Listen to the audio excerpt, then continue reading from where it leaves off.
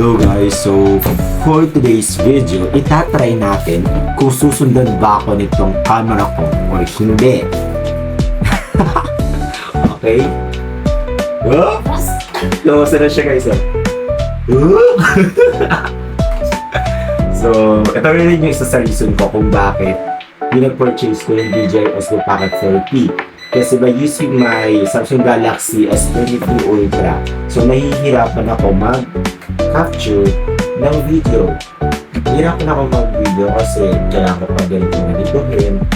But with this camera, so no need na.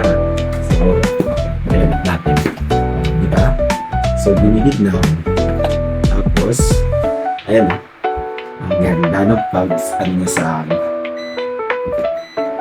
Yun. So, diba? Diba, Chin? So, ito yung kwarto ko pala, guys. So, solo lang ako dito. Then, yung camera ko, pinipit ko siya sa mismong cabinet ko. Kasi yung cabinet ko is, tawag dito, metal siya. So, with the help of Lancy tripod, so, ayun, walang problema, guys. Ha? So, yan. Baka ka hindi sinugod.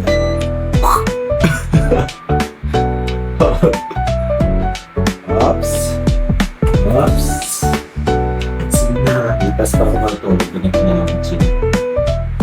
At tayo mamaya sa kulog. Nakakatakot lang talaga kasi baka malaglag yung tripod. Tatawag ka. Ha?